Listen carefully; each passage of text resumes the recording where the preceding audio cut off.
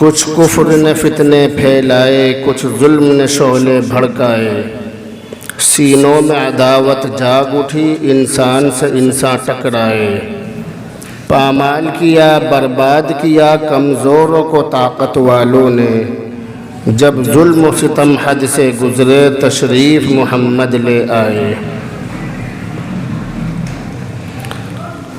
عزیزان گرامی، محترم بزرگوں اور دوستوں اور مذہبی اسلام کے غیور نوجوانوں، آج جو جمعہ ہے یہ عام جمعوں کی طرح سے نہیں ہے۔ آج کا جمعہ اور جمعوں کے مقابلے زیادہ فضیلت والا ہے۔ حالانکہ اب سے پہلے جو جمعے آ رہے تھے وہ بھی جمعے تھے اور آج بھی جمعے کا دن ہے، مگر آج کا جمعہ پہلے جمعوں کے مقابلے زیادہ فضیلت والا ہے۔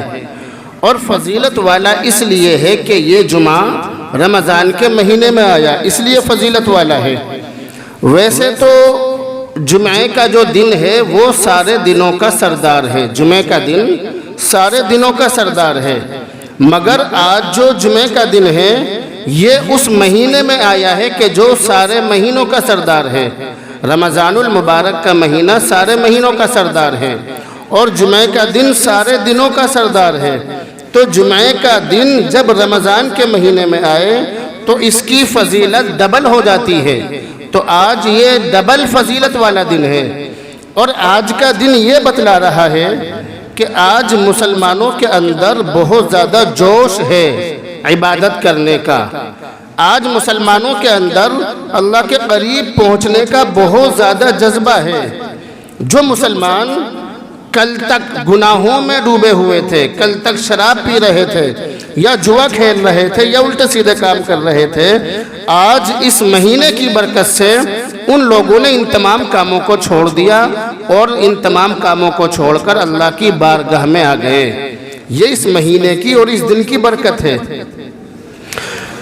اس مہینے میں مسلمان روزہ رکھتے ہیں، بہت سارے مسلمان ہیں جو روزہ رکھتے ہیں، مگر ان روزے داروں میں سے بھی بہت سارے مسلمان ایسے ہیں کہ جو روزہ رکھ کر بھی روزہ نہیں رکھتے۔ بہت سارے مسلمان ہیں۔ میں زیادہ لمبی چوڑی بات یا ادھر ادھر کی گھما پھرا کر بات نہیں کیا کرتا ہوں، بلکہ میں سیدھی سیدھی بات کرنا جانتا ہوں۔ تو ایسے بہت سارے مسلمان ہیں کہ جو اس مہینے میں روزہ رکھتے ہیں اور روزہ رکھ کر بھی روزہ نہیں رکھتے۔ ایسے لوگوں کے بارے میں اللہ کے نبی علیہ السلام نے حدیث کے اندر ارشاد فرمایا کہ بہت سے روزے دار ایسے ہیں کہ جو روزہ رکھتے ہیں لیکن روزے میں انہیں بھوکا رہنے کے سوا کچھ بھی حاصل نہیں ہوتا۔ بہت سارے روزے دار ہیں ایسے کہ جو پورے دن بھوکے پیاسے رہتے ہیں، پانی کو ہاتھ بھی نہیں لگاتے اور کھانے کو سونگھتے بھی نہیں ہیں، مگر روزہ رکھنے کے باوجود انہیں کچھ بھی نہیں ملتا، کچھ بھی حاصل نہیں ہوتا، صرف بھوکے رہتے ہیں، پیاسے رہتے ہیں بس۔ جبکہ اللہ کے نبی نے حدیث کے اندر یہ ارشاد فرمایا کہ روزہ کھانے پینے اور بیوی سے دور رہنے کا نام نہیں ہے۔ روزہ کھانے پینے اور بیوی سے دور رہنے کا نام نہیں ہے، بلکہ روزہ نام ہے اللہ کے حکموں پر چلنے کا۔ اب بہت سارے مسلمان روزہ رکھ کر جھوٹ بولتے ہیں، روزہ رکھ کر چغلی کرتے ہیں، روزہ رکھ کر ایک دوسرے کی غیبت کرتے ہیں۔ وقت گزارنے کے لیے 4-5 لوگ بیٹھ جائیں گے اور بیٹھنے کے بعد ایک دوسرے کی چغلیاں کریں گے، ایک دوسرے کی برائیاں کریں گے۔ کس کے گھر میں کیا ہو رہا ہے، کس کی بیٹی کے چکر کس سے چل رہے ہیں، کس کی بیوی کہاں آنکھ لڑا رہی ہے، کس کے گھر میں کس کا آنا جانا ہے، کس کے گھر میں کیا کھچڑی پک رہی ہے، انہیں اپنے گھر کی خبر نہیں ہے۔ ان کے گھر میں کیا ہو رہا ہے اپنے گھر کی خبر نہیں ہے، مگر دوسرے کے گھروں کی اور دوسروں کی ہنڈیا میں کیا پک رہا ہے اس کی بھی انہیں خبر ہے۔ ایسے روزے دار روزہ رکھنے کے باوجود انہیں کچھ بھی نہیں ملتا، انہیں کچھ بھی حاصل نہیں ہوتا۔ یہ وہ مسلمان ہیں کہ جو روزہ رکھنے کے باوجود سارے غلط کام کرتے ہیں اور یہ سمجھتے ہیں کہ ہم نے روزہ رکھ لیا اور روزہ رکھ کر ہم لوگ بہت بڑے نمازی بن گئے یا بہت بڑے اللہ والے بن گئے۔ ایسے لوگوں کو کچھ بھی نہیں حاصل ہوتا ہے۔ تو روزہ اگر ہم رکھ رہے ہیں تو موبائل، جھوٹ، غیبت، چغلی، اسی طرح سے دوسروں سے جلنا، دوسروں پر تانا کشی کرنا، دوسروں کے بارے میں الٹے سیدھے کمنٹس کرنا، الٹی سیدھی باتیں دوسروں کے بارے میں کہنا، ان تمام چیزوں سے بچنا پڑے گا۔ اور تعجب کی بات یہ ہے، ہنسنے کی بات ہے، ہنسی کی بات ہے، اور آپ بھی ہنسیں گے میری بات سننے کے بعد، کہ بہت سارے مسلمان روزہ رکھ کر جائز اور حلال چیزوں سے تو بچتے ہیں، جیسے کھانا پینا جائز ہے، بیوی سے ملنا، بیوی سے ملاقات کرنا یہ جائز ہے، ان جائز کاموں سے تو بچ رہے ہیں جو کہ جائز ہیں، مگر جو کام ناجائز ہیں، حرام ہیں، گناہ ہیں، ان سے نہیں بچ رہے ہیں۔ کتنی عجیب و غریب بات ہے، جھوٹ بولنا حرام ہے، غیبت کرنا، چغلی کرنا حرام ہے، دوسروں کی جاسوسی کرنا حرام ہے، یہ جتنے بھی گناہ ہیں جن کو روحانی گناہ کہا جاتا ہے، جو انسان کی روحانیت پر ڈاکہ ڈالتے ہیں، ان تمام گناہوں کو تو آدمی کر رہا ہے روزہ رکھنے کے بعد بھی، مگر جو کام ایسے ہیں کہ جن کاموں کو ہم عام دنوں میں کر سکتے ہیں، جائز ہے، ان کاموں سے بچ رہا ہے، کھا بھی نہیں رہا، پی بھی نہیں رہا، بیوی سے بھی دور ہے، سارے کام کر رہا ہے، مگر دوسری طرف زہر بھی کھا رہا ہے، دوائی کے ساتھ ساتھ دوا بھی کھا رہا ہے اور زہر بھی کھا رہا ہے۔ ایسا مریض کبھی بھی ٹھیک نہیں ہو سکتا۔ اس لیے میری بات سمجھ لیجئے، دل کے کانوں سے سمجھ لیجئے کہ اگر آپ روزہ رکھ رہے ہیں تو روزہ ہی رکھیں، ٹائم پاس نہ کریں، وقت گزاری نہ کریں۔ روزہ رکھ کر 4-5 مسلمان بیٹھ کر یا 4-5 عورتیں بیٹھ کر کسی کی چغلی غیبت نہ کریں، جھوٹ نہ بولے روزہ رکھ کر، ورنہ کیا ملے گا روزہ رکھ کر؟ ہمیں کچھ بھی نہیں ملے گا، روزہ رکھ کر ہمیں کچھ بھی نہیں ملے گا۔ کسی کے بارے میں کچھ بھی غلط کمنٹس کرنے سے بچیں۔ یہ وہ کام ہے کہ جو روزے میں بھی حرام ہیں اور روزے کے علاوہ دنوں میں بھی حرام ہیں۔ قرآن کریم کے اندر 26ویں پارے میں ان تمام گناہوں کا ذکر ہے۔ یا ایھا الذین آمنوا لا یسخر قوم من قوم عسى ان یکونوا خیرا منہم ولا نساء من نساء عسى ان یکن خیرا منہن ولا تلمزوا انفسکم ولا تنابزوا بالالقاب یا ایھا الذین آمنوا اجتنبوا کثیرا من الظن ان بعض الظن اثم ولا تجسسوا ولا یغتب بعضکم بعضا۔ یہ وہ گناہ ہے کہ جو روزہ رکھ کر بھی حرام ہے، روزہ رکھنے سے پہلے بھی حرام ہے۔ ان آیتوں کے اندر اللہ تعالیٰ نے یہ ارشاد فرمایا کہ اے ایمان والو، ایک دوسرے کی مذاق مت اڑاؤ، ایک دوسرے کے بارے میں الٹی سیدھی باتیں مت کہو۔ ہو سکتا ہے کہ جس کی تم مذاق اڑا رہے ہو وہ تم سے زیادہ اچھا ہو۔ رات تراویح کے بعد جب تراویح پوری ہو جاتی ہے تو ہمارے یہاں 5 یا 10 منٹ کا بیان بھی ہوتا ہے، جو عام طور سے میں جو تراویح میں پڑھتا ہوں اس کا خلاصہ بتلاتا ہوں۔ تو رات جو میں نے بتلایا وہ میں آپ کو بتلانا ضروری سمجھتا ہوں۔ سب سے پہلی چیز رات میں نے یہ بتلائی کہ جو مستقل نمازی ہیں، جو روزانہ نماز پڑھنے والے لوگ ہیں، وہ ان نمازیوں کو کہ جو کبھی کبھی آ رہے ہیں ذلیل نہ سمجھیں کہ یہ تو کنویں کے مینڈک ہیں، یہ تو برساتی مینڈک ہیں۔ ہم ہیں اصل نمازی، ہم ہیں پکے نمازی، یہ تو گنڈے دار نمازی ہیں۔ ان کے بارے میں ایسا نہ سمجھے۔ ہو سکتا ہے کہ ان گنڈے دار نمازیوں میں سے ہی کوئی نمازی ایسا پیدا ہو جائے کہ جو اپنے وقت کا ولی بن جائے۔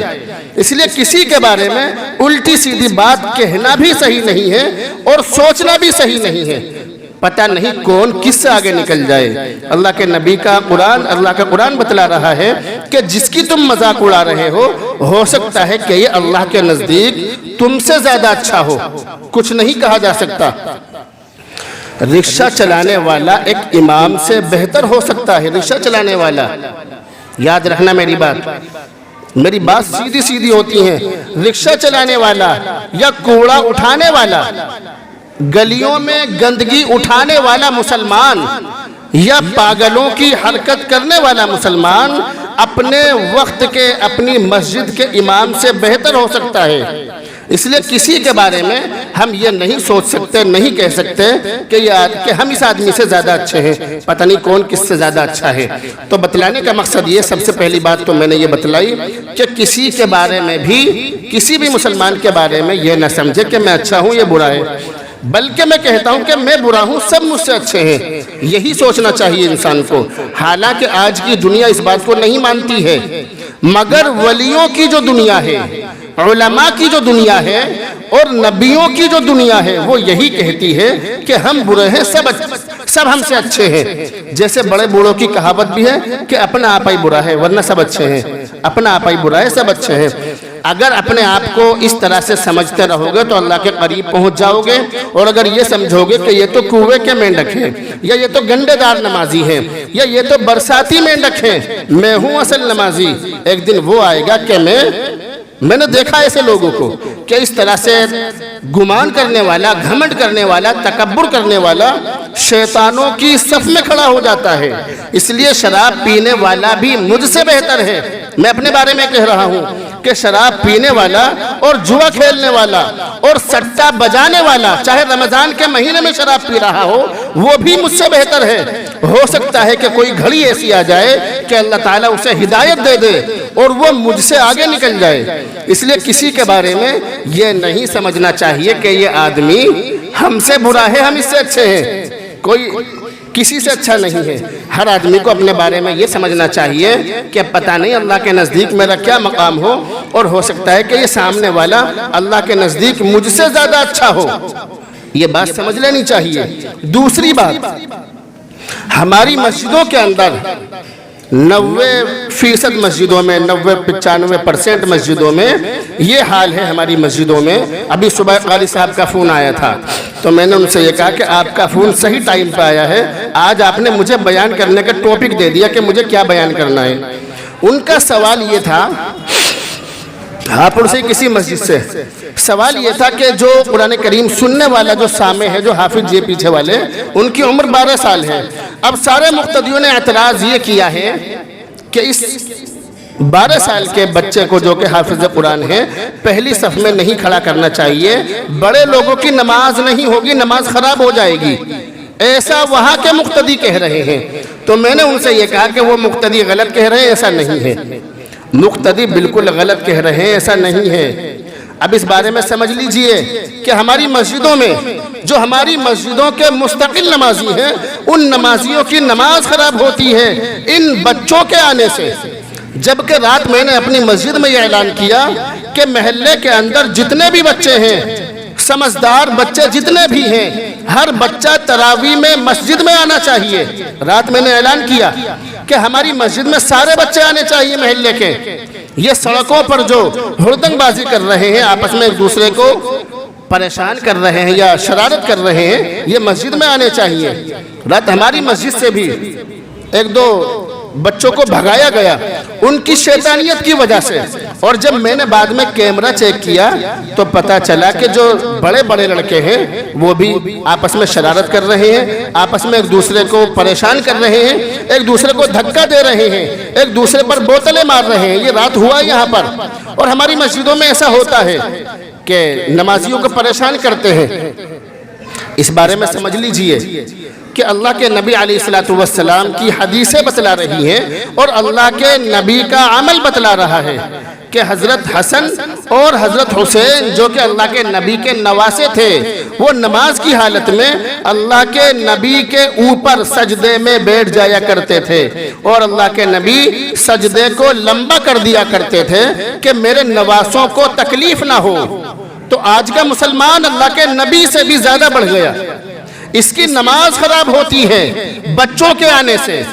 اپنے بچوں کو موبائل دے دیں گے کہ یہ بچے موبائل میں کارٹون دیکھتے رہیں، الٹی سیدھی چیزیں دیکھتے رہیں، پتہ نہیں کیا کیا چیزیں، کیا کیا کارٹون ہمارے موبائلوں میں آتے ہیں، اور بچوں کو موبائل دے کر ہم بالکل آزاد ہو جاتے ہیں، اور ہم مسجدوں میں آ کر نماز پڑھ کر یہ سمجھتے ہیں کہ ہم نے بہت بڑا کام کر دیا۔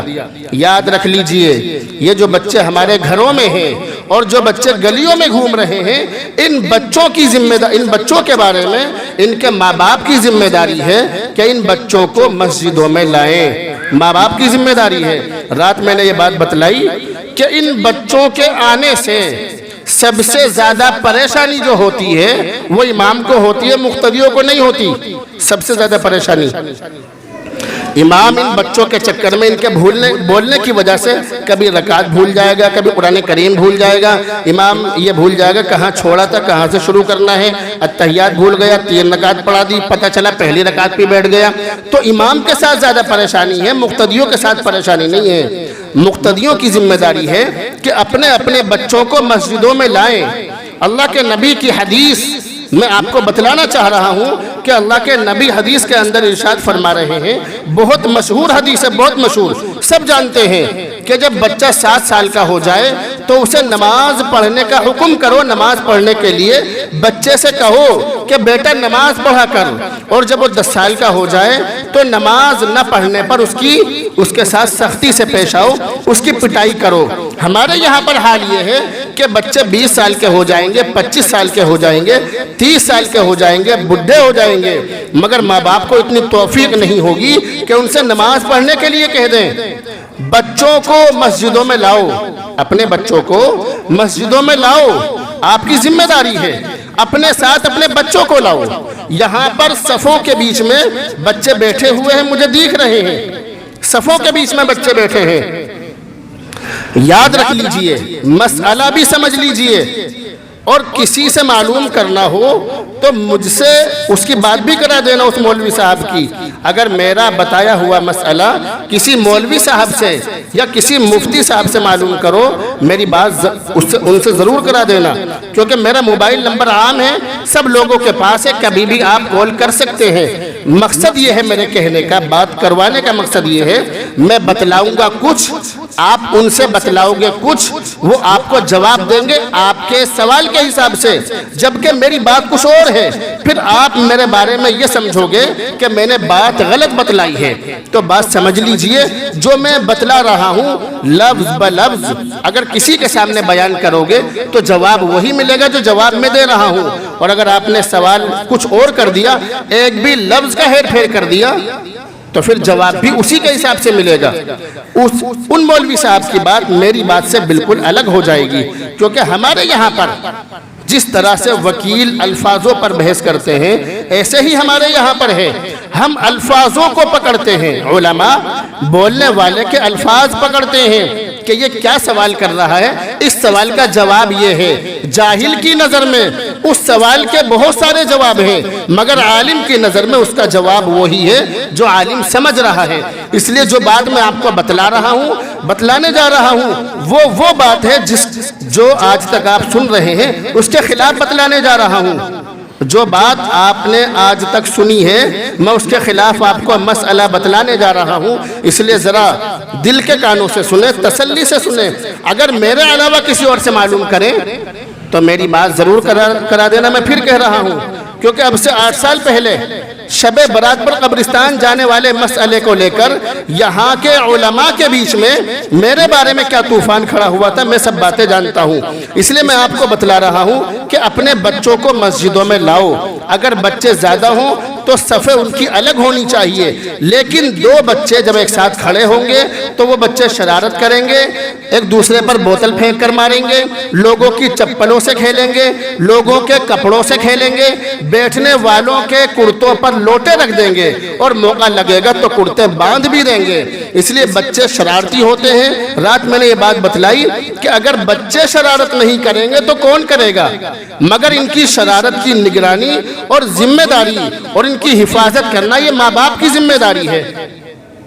تو صف پہلی ہو یا دوسری ہو یا تیسری ہو، کسی بھی صف میں اگر نابالغ بچہ کھڑا ہو جائے گا، نماز مکروہ نہیں ہوگی، سمجھ لیجئے، سیدھی بات۔ اور اگر آپ چاہیں تو کتابوں کا گٹھڑ میرے پاس موجود ہے، 1-2 نہیں، 1 لاکھ روپے سے اوپر کی کتابیں میرے پاس موجود ہیں۔ ان تمام کتابوں کے اندر میں آپ کو دکھلا سکتا ہوں کہ اگر بچہ پہلی یا دوسری یا تیسری صف میں کھڑا ہو جائے، نماز مکروہ نہیں ہوگی۔ آپ اپنے بچوں کو نماز میں اپنے ساتھ بھی کھڑے کر سکتے ہیں، آپ کی نماز خراب نہیں ہوگی۔ مگر آج کا مسلمان وہ ہے کہ اگر بچہ مسجد کے اندر قدم رکھ دے تو اس کی نماز خراب ہو جائے گی۔ اس لیے بار بار کہہ رہا ہوں کہ اپنے بچوں کو مسجدوں میں لاؤ، اپنے ساتھ انہیں نماز پڑھاؤ۔ رات میں بیان میں بتلا رہا تھا کہ میرے والد محترم مجھے تہجد کی نماز میں اٹھایا کرتے تھے. میں بہت چھوٹا تھا اور بہت غصہ آتا تھا مجھے کہ سونے بھی نہیں دیتے. راتوں کو پوری رات 2-3 بجے تک کتابوں کا مطالعہ کرنا میرا یہ کام تھا. اس کے بعد میں صبح میں تہجد میں زبردستی اٹھا دینا. لیکن آج اس کا پھل ظاہر ہو رہا ہے کہ اللہ کے حکم سے نمازوں کی تھوڑی بہت توفیق جو اللہ تعالیٰ دے رہا ہے یہ میرے ماں باپ کی اور میرے استادوں کی اور آپ لوگوں کی دعاؤں کا اور محبتوں کا نتیجہ ہے. بتلانے کا مقصد یہ ہے کہ اللہ کے نبی نے فرمایا 7 سال کی عمر سے بچوں کو نماز پڑھنے کے لیے کہو. ابھی بچے بالغ ہوتے 15 سال کی عمر میں 14 سال کی عمر میں, یعنی بالغ ہونے سے 8 سال پہلے 7 سال پہلے سے جب نماز کے لیے کہا جائے گا تو ان کے دلوں کے اندر نماز کی اہمیت اتنی زیادہ بیٹھ جائے گی کہ پھر نماز پڑھے بغیر انہیں چین نہیں آئے گا. اس لیے یہاں پر 1-2 نہیں, ہو سکتا ہے کہ 100 150 200 مسجدوں کے نمازی موجود ہوں. میں غلط تو نہیں بول رہا؟ 200-250 سے زیادہ مسجدوں کے نمازی یہاں پر موجود ہیں, اس مسجد کے اندر اس وقت میں موجود ہیں. سبھی کو یہ بات بتلانا ضروری سمجھ رہا ہوں کہ اپنی مسجدوں سے بچوں کو مت بھگاؤ. ہمارے علماء فرماتے ہیں کہ اگر تمہاری پچھلی صفوں میں سے, اگر تمہاری مسجدوں میں پچھلی صفوں میں سے بچوں کے شرارت کرنے کی آواز نہیں آ رہی ہے تو تمہارے لیے ڈوب مرنے کا مقام ہے اور تمہارے لیے سوچنے کا مقام ہے. تمہاری آنے والی نسلوں کے اندر دین سے دوری پیدا ہو رہی ہے. اپنے بچوں کو مسجدوں میں لاؤ, اپنی برابر میں کھڑا کرو مسجدوں کے اندر. تمہاری نماز خراب نہیں ہوگی. نماز خراب ہوگی تو قیامت کے دن میرا گریبان پکڑ لینا, میں غلط مسئلہ نہیں بتلاتا. اپنے بچوں کو اپنے ساتھ مسجدوں میں اپنے ساتھ نماز پڑھاؤ, نماز آپ کی خراب نہیں ہوگی. پتہ نہیں آپ نے کس سے سن لیا یہ جو مسئلہ تھا, یہ مسئلہ پہلے تھا کیونکہ جب ہم چھوٹے تھے تو اتنی زیادہ بچوں کے اندر شرارت نہیں تھی. بچے بہت سیدھے ہوتے تھے, اچھے ہوتے تھے. آپ کا بچپنا بھی بہت اچھا گزرا ہے. مگر آج ایسی حرکتیں بچے مسجدوں کے اندر کرتے ہیں کہ میں بتلانا چاہ رہا ہوں مگر بتلا نہیں سکتا. اتنی گندی حرکتیں کرتے ہیں. ایسی بات ہے کہ میں ممبر پر بیٹھ کر نہیں کہہ سکتا. اس لیے آج کل کے جو بچے ہیں ان بچوں کی نگرانی ہمیں کرنی ہے. اور نگرانی کا طریقہ یہ ہے, سب سے اچھا طریقہ تو یہ ہے کہ ہر صف میں 2-2 3-3 بچے پہلی صف میں دوسری صف میں یعنی سائیڈوں میں کھڑا کر دیں. جب بچوں کو اس طرح سے کھڑے کریں گے تو بچے شرارت نہیں کریں گے, بچے نگاہوں میں رہیں گے. دوسری بات ہم یہ بھی کر سکتے ہیں کہ بچوں کو اپنے ساتھ کھڑے کر لیں. جس کے بچے ہوں اپنے ساتھ کھڑے کر لو. ہمارے یہاں تو حال یہ ہے, بڑوں کا یہ حال ہے, بڑوں کا کہ نیت جب باندھیں گے, جب امام صاحب سجدے میں رکوع میں جا رہے ہوں, تراویح پڑھانے والا امام جب رکوع میں جا رہا ہو, جب نیت باندھیں گے. ایسے لوگوں کے بارے میں رات میں نے بیان میں یہ بتلایا کہ میں نے تراویح میں 9ویں رکعت میں جو پڑھا تھا, میں نے یہ پڑھا تھا کہ بنی اسرائیل, قوم بنی اسرائیل نے اللہ کے ساتھ چالاکی کی. یہ لوگ ہمارے ساتھ چالاکی کر رہے ہیں, اماموں کے ساتھ اللہ کے ساتھ چالاکی کر رہے ہیں کہ جب امام رکوع میں جائے گا, جب نیت باندھیں گے. قوم بنی اسرائیل نے اللہ کے ساتھ چالاکی کی, اور چالاکی یہ کی کہ اللہ نے ان سے یہ کہا تھا کہ تم ہفتے کے سارے دنوں میں, اتوار پیر منگل بدھ جمعرات جمعہ, ان سب دنوں میں مچھلی کا شکار کرنا مگر سنیچر کے دن مت کرنا. قوم بنی اسرائیل سے کہا گیا. قوم بنی اسرائیل نے یہ دیکھا کہ ان دنوں میں تو مچھلیاں اندر رہتی ہیں پانی کے نیچے, اور جو سنیچر کا دن ہوتا ہے اس دن اوپر آ جاتی ہیں. اب وہ للچائی ہوئی نگاہ سے دیکھتے تھے, یعنی ان دنوں میں تو مچھلیاں ان کے ہاتھ نہیں آتی تھی اور اس دن اوپر ہی رہتی تھی, نیچے نہیں جاتی تھی. انہوں نے اللہ کے ساتھ چالاکی کی, اور چالاکی انہوں نے یہ کی کہ یہ جمعہ کی رات میں جال ڈال دیا کرتے تھے, جمعہ کی رات میں, اور اتوار کی صبح میں جال نکال لیا کرتے تھے. یعنی ان کی سوچ یہ تھی کہ ہم سنیچر کے دن شکار نہیں کر رہے ہیں بلکہ ہم تو جمعہ کے دن جال ڈال دیا, اتوار کی صبح میں نکال لیا. اب جب وہ جال ڈالتے تھے تو بہت ساری مچھلی آتی تھی. کس کو دھوکہ دے رہے تھے؟ اللہ کو. اللہ کو نہیں, اپنے آپ کو دھوکہ دے رہے تھے وہ لوگ. وما يخدعون الا انفسهم وما يشعرون. وہ اللہ کو نہیں اپنے آپ کو دھوکہ دے رہے تھے، مگر سمجھ نہیں رہے تھے وہ کہ ہم اپنے آپ کو ہی دھوکہ دے رہے ہیں۔ ان کی دیکھا دیکھی سب لوگوں نے یہ کام شروع کر دیا، اللہ کی طرف سے ان پر یہ عذاب آیا۔ فَقُلْنَا لَهُمْ كُونُوا قِرَدَةً خَاسِئِينَ، اللہ نے ان سے یہ کہا کہ سارے کے سارے بندر بن جاؤ۔ کیا بن جاؤ سارے کے سارے؟ سب بول کے بتاؤ زور سے، کیا بن جاؤ؟ بندر۔ اللہ نے کہا سارے کے سارے بندر بن جاؤ۔ اب وہ سارے کے سارے بندر بن گئے، وہ اپنے گھر کی دیواروں پر بیٹھ گئے اور وہ روتے تھے، آنسوؤں سے بہت زیادہ روتے تھے۔ ان کے رشتہ دار آتے تھے تو وہ اپنے رشتہ داروں کو پہچانتے تھے، وہ بندر۔ کتابوں کے اندر لکھا ہے کہ 3 دن کے بعد وہ سارے کے سارے بندر مر گئے، اور یہ جو آج کل بندر ہیں یہ وہ نہیں ہے، ان کی نسل نہیں ہے، بلکہ یہ جانور ہیں، یہ الگ نسل ہے۔ بتلانے کا مقصد یہ ہے انہوں نے اللہ کے ساتھ چالاکی کھیلنے کی کوشش کی، اللہ نے انہیں بندر بنا دیا۔ آج کا مسلمان تراویح میں اللہ کے ساتھ چالاکی کھیل رہا ہے کہ نیت جب باندھیں گے، جب امام رکوع میں جائے گا، نیت جب باندھیں گے۔ کل میں نے محسوس کیا یہاں پر، ایسی بات نہیں ہے، محسوس بھی کیا جا سکتا ہے، کیمرے میں نہیں، میں نے سچ میں محسوس کیا۔ میں نے جبھی بتلایا ان لوگوں کو، سارے مقتدیوں کو جبھی بتلایا میں نے یہ کہا کہ پیچھے جو بچے ہیں وہ بچے بھی نیت جب باندھ رہے ہیں جب میں رکوع میں جا رہا ہوں، میں نے بتلایا یہاں کے مقتدیوں کو، آپ معلوم کر سکتے ہیں کیوں؟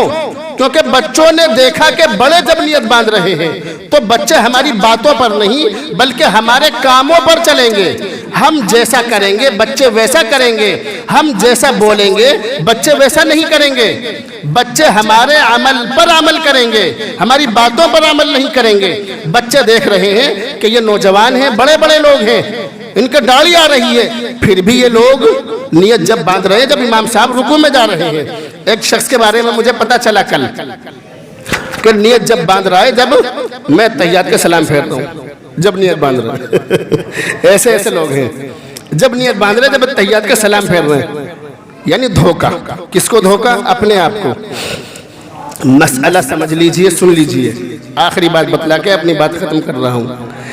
10 دن کا سننے والے ہوں یا 3 دن کا یا 1 دن کا یا 5 دن کا یا 12 دن کا 15 دن کا 18 کا 20 کا 22 کا کتنے بھی دن کا سننے والے ہوں، بات سمجھ لیجئے کہ جس نے شروع سے نیت باندھ کر قرآن کریم سنا، جس نے شروع سے نیت باندھ کر قرآن کریم سنا، اس کے بارے میں کہا جائے گا کہ اس نے تراویح میں قرآن کریم سنا۔ اور جس نے لیٹ کر قرآن کریم سنا، اس نے قرآن کریم سنا، صحیح بات ہے، سنا اس نے، مگر تراویح میں نہیں سنا۔ تراویح میں اس نے سنا جس نے نیت باندھ کر سنا، اور صرف اس نے سنا جس نے لیٹ کر سنا۔ چائے چل رہی ہے، پانی چل رہا ہے، کولڈ ڈرنک چل رہی ہے، پان کھائے جا رہے ہیں، الٹے سیدھے کام ہو رہے ہیں، یہ حال ہے ہماری تراویح کے، ہماری مسجدوں کے یہ حال ہے۔ جب ہمارے مسلمان ایسی حرکت کریں گے تو اس سے بھی زیادہ ظالم حاکم مسلط ہوں گے، اور ابھی کچھ نہیں ہو رہا، اس سے بھی بڑے بڑے عذاب آئیں گے، ابھی کچھ بھی نہیں ہو رہا ہے، یہ صحیح ہو رہا ہے ہمارے ساتھ، یہ لوگ غلط نہیں ہیں، صحیح ہو رہا ہے، اس سے بھی زیادہ ظالم لوگ آ جائیں گے اگر ہم نہیں سدھرے۔ اگر اب نہیں سدھرے تو پھر کب سدھرو گے بتاؤ؟